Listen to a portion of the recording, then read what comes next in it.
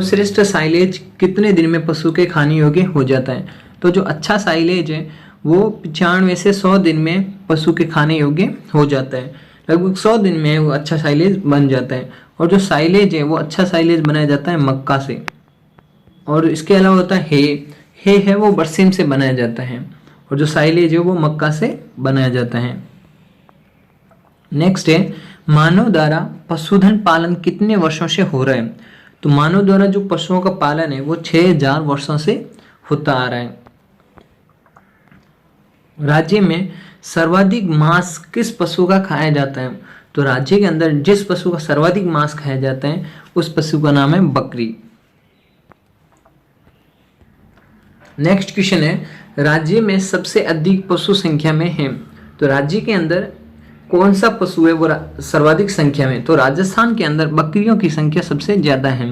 और राजस्थान के अंदर बकरियों की कितनी संख्या है? तो बकरियों की 2.17 करोड़ राजस्थान के अंदर बकरियां हैं। इनकी 2,17,00,000 बकरियां राजस्थान में हैं। अगर ओवरऑल भारत की बात की जाए तो भारत के अंदर जो बकरियों की संख्या है वो है 13.52 करोड़, यानी कि 13,52,00,000 बकरियां भारत में पाई जाती हैं। और सेकेंड पोजीशन पे आते हैं गाय की राजस्थान के अंदर संख्या है 1,33,00,000 गायें राजस्थान के अंदर पाई जाती हैं।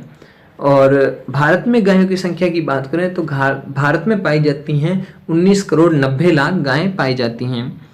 थर्ड पोजीशन की बात करें तो थर्ड पोजीशन पे है भैंस की राजस्थान के अंदर संख्या है, थर्ड पोजीशन पर है भैंस।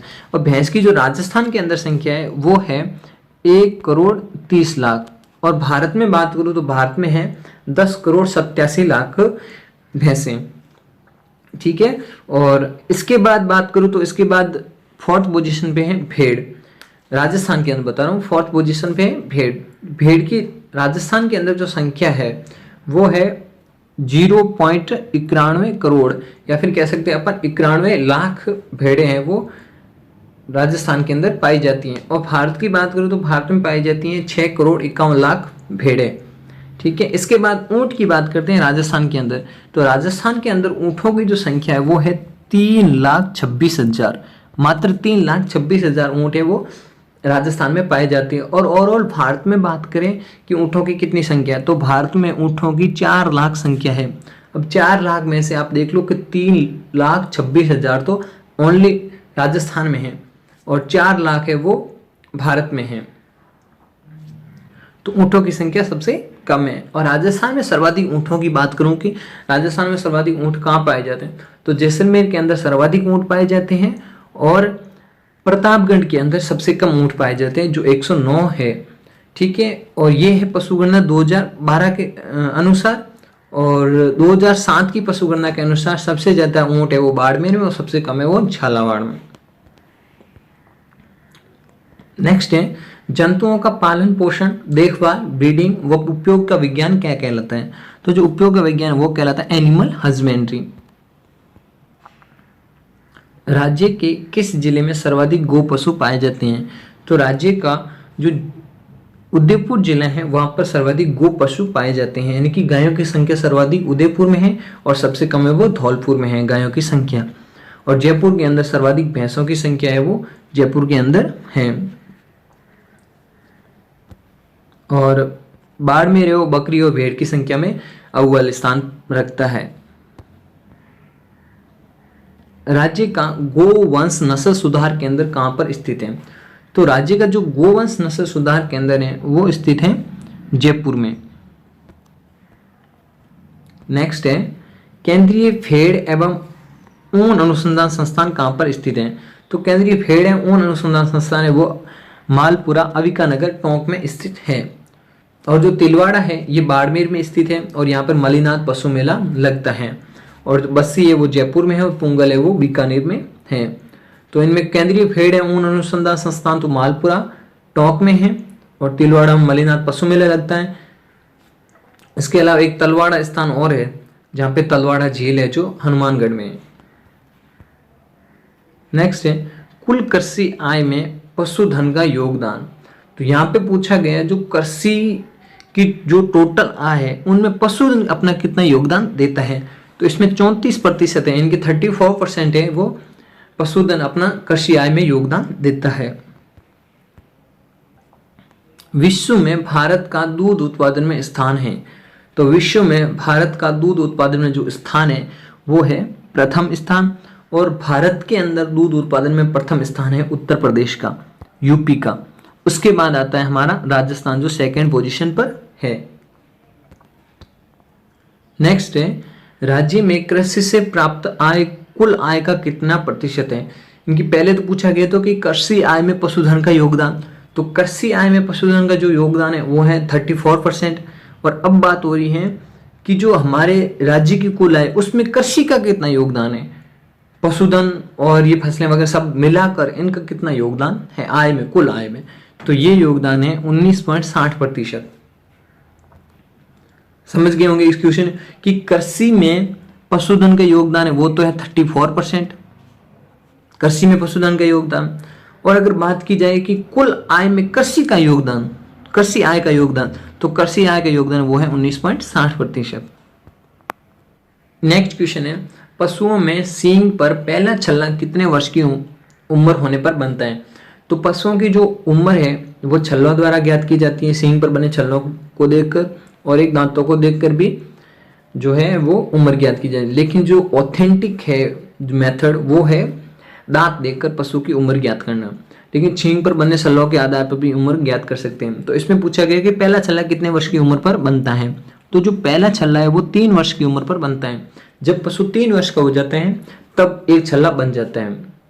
तो इनमें क्वेश्चन भी ऐसे काफी बार पूछा जाता है कि अगर किसी पशु के सींग पर 3 छल्ले हैं तो उसकी उम्र क्या होगी। तो इसमें क्या किया जाता है कि सींग पर बने छल्लों की संख्या प्लस 2 जोड़े जाते हैं साथ में, क्योंकि 2 इसलिए जोड़ा जाता है क्योंकि इसमें 2 वर्ष तक कोई छल्ला नहीं बनता है, तीसरे वर्ष पर छल्ला बनता है, इसलिए 2 को साथ में जोड़ा जाता है और टोटल 5 वर्ष से वो पशु की आयु होगी। ठीक है, इनको 2 साथ में जोड़ना है, जितने छल्ले दिए छल्लों की संख्या प्लस आपको 2 जोड़ने हैं, उसके बाद जो आपका कैलकुलेशन आता है वो पशु की उम्र हो जाएगी। पशुओं की जनन ग्रंथियों को नष्ट करने की क्रिया क्या कहलाती है। अगर पशु की जनन ग्रंथियों को नष्ट कर देते हैं तो वो कहलाती है बधियाकरण। ठीक है। नेक्स्ट क्वेश्चन है गाय भैंसों बकरी की प्रजनन क्रिया क्या कहलाती है। तो जो मैथुन करने की क्रिया या फिर प्रजनन की क्रिया है वो गाय भैंसों बकरी में सर्विंग कहलाती है। ठीक है। और जो कपलिंग है वो सुअर में प्रजनन की क्रिया है वो कपलिंग कहलाती है। और जो टपिंग है वो भेड़ में प्रजनन की क्रिया कहलाती है। और ये जो अभी सुपरवाइजर का एग्ज़ाम हुआ था थोड़े दिन पहले उसमें भी पूछा गया था कि जो भेड़ होती है उसमें मैटिंग की क्रिया क्या कहलाती है। तो टपिंग है वो भेड़ में मैटिंग की क्रिया है। और भेड़ में बच्चा देने की क्रिया लैम्पिंग कहलाती है। और बकरी में बच्चा देने की क्रिया किडिंग कहलाती है। और बकरी का जो छोटा बच्चा होता है उसे कहते हैं किड, और जो भेड़ का छोटा बच्चा होता है उसे लैम्ब। तो किड का जन्म किडिंग और लैम्ब का जन्म लैम्बिंग। ठीक है।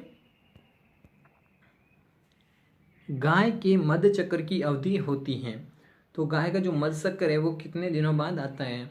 तो यहाँ पे मध्यकाल अवधि नहीं पूछी, मध्य चक्र की अवधि पूछी है, इनके चक्कर कितने दिनों बाद आता है। तो जो 21 दिनों बाद है वो गाय में मध्य चक्र की अवधि होती है। केंद्रीय भैंस अनुसंधान केंद्र कहाँ पर स्थित है। तो केंद्रीय जो भैंस अनुसंधान केंद्र है वो स्थित है हिसार हरियाणा में। नेक्स्ट क्वेश्चन है गाय भैंस का औसतन दुग्धकाल कितने दिनों का होता है। तो जो गाय भैंस में जो औसतन दुग्धकाल है वो 300 दिन का होता है। नेक्स्ट है टीजर बुल किसे कहते हैं। तो जो टीजर बुल है वो नसबंदी कर सांड को है वो टीजर बुल कहते हैं, बधियाकर सांड को नहीं कहते हैं। सर्वाधिक गर्मी सहन करने वाला पशु कौन सा है। तो सर्वाधिक गर्मी है वो ऊंट सहन कर सकता है। बछड़ों को मां से अलग रखकर पालने की विधि को क्या कहते हैं। तो बछड़ों को मां से अगर अलग रख के हम पालते हैं तो उसको कहते हैं वीनिंग। पशुओं की उम्र ज्ञात करने की सर्वश्रेष्ठ विधि कौन सी है। तो पशुओं की उम्र ज्ञात करने की जो सर्वश्रेष्ठ विधि है वो है दांत देखकर ज्ञात करना है। और ये जेट 2018 में भी पूछा गया था कि पशुओं की उम्र ज्ञात करने की सर्वश्रेष्ठ विधि कौन सी है। तो दांतों द्वारा जो पशुओं की उम्र ज्ञात की जाती है वो सर्वश्रेष्ठ विधि है, ऑथेंटिक मेथड है। बर्डीजो कास्ट्रेटर यंत्र किस काम में लेते हैं? तो पशुओं को बधियाकरण करने हेतु है वो बर्डीजो कास्ट्रेटर का उपयोग किया जाता है। नेक्स्ट है, बंद आवास में पशुओं को बांधने की सर्वश्रेष्ठ विधि कौन सी है? अगर बंद आवास में पशुओं को बांधते हैं तो उनके लिए जो सर्वश्रेष्ठ विधि है वो है पूंछ से पूंछ विधि, टेल टू टेल मेथड है वो बंद आवास में पशुओं को बांधने के लिए सर्वश्रेष्ठ विधि है। नेक्स्ट है, मुर्गी के शरीर का तापक्रम कितना डिग्री फ़ारेनहाइट व सेल्सियस में क्रमशः होता है? तो पहले फ़ारेनहाइट का पूछा है, तो फ़ारेनहाइट में होता है 160 डिग्री फ़ारेनहाइट, वो 41.60 डिग्री सेल्सियस होता है। तो इसमें यह भी याद रखना है कि क्रमशः दिया होता है, तो ये ध्यान रखना है पहले फ़ारेनहाइट दिया हुआ है या फिर डिग्री सेल्सियस दिया हुआ है। तो अगर सेल्सियस पहले होता तो यहाँ पे हो जाता है कि 41.60 डिग्री सेल्सियस व 160 डिग्री फ़ारेनहाइट। लेकिन अपने को जो ये दिया होता है कि पहले कौन सा आंकड़ा पूछा गया तो बाद में कौन सा आंकड़ा पूछा गया, इसमें फ़ारेनहाइट को पहले पूछा गया और डिग्री सेल्सियस को बाद में पूछा गया। तो फ़ारेनहाइट में 160 डिग्री फ़ारेनहाइट होता है और 41.60 डिग्री सेल्सियस में होता है। नेक्स्ट क्वेश्चन है, नवजात बछड़े को उसके शरीर भार का कितना प्रतिशत खीस पिलाना चाहिए? तो नवजात बछड़े को उसके शरीर भार का 10% है वो खीस पिलाना चाहिए। खीस है वो बछड़े को है वो रोग प्रतिरोधक क्षमता देता है और रोगों के प्रति लड़ने की शक्ति देता है। नेक्स्ट है, गाय का जो गर्भकाल होता है वो कितना होता है? तो जो गाय का गर्भकाल है वो 282 दिन का होता है। और इसके अलावा जो 310 दिन है ये भैंस का गर्भकाल होता है और लगभग 410 दिन 390 से 410 दिन है वो ऊँट का गर्भकाल होता है और 149 यानी कि समथिंग 150 मान सकते हैं कि भेड़ और बकरी का जो गर्भकाल है वो 150 दिन का होता है। लेकिन यहाँ पे ऐसे अलग अलग मानते हैं कि जो बकरी का है वो 148 होता है और जो भेड़ होती है उसका 150 होता है। लेकिन आप एक साथ याद कर लो कि 150 दिन का है वो भेड़ और बकरी का होता है। बकरी का 2 दिन कम कर लेना और भेड़ का 150 कर लेना, ठीक है। नेक्स्ट है, देश का कुल ऊन उत्पादन में राजस्थान का कितना प्रतिशत योगदान है? तो देश में जितना भी ऊन का उत्पादन होता है उसमें 40% योगदान है वो राजस्थान का होता है। नेक्स्ट है, एक सामान्य बकरी से औसतन कितना मांस प्राप्त होता है? तो एक सामान्य बकरी से औसतन है वो 8 kg मांस प्राप्त होता है। यहाँ पे औसतन पूछा गया है, पर्टिकुलर किसी बकरी का नहीं पूछा गया है। किसी बकरी में ज़्यादा होता है तो किसी में कम होता है, तो उस प्रकार यहाँ पे औसतन पूछा गया है। जो औसत है वो 8 kg का है। नेक्स्ट है, एक भेड़ से सामान्यतः प्रति वर्ष कितनी ऊन प्राप्त होती है? तो एक भेड़ से जो सामान्यतः ऊन है वो 1200 ग्राम प्राप्त होती है।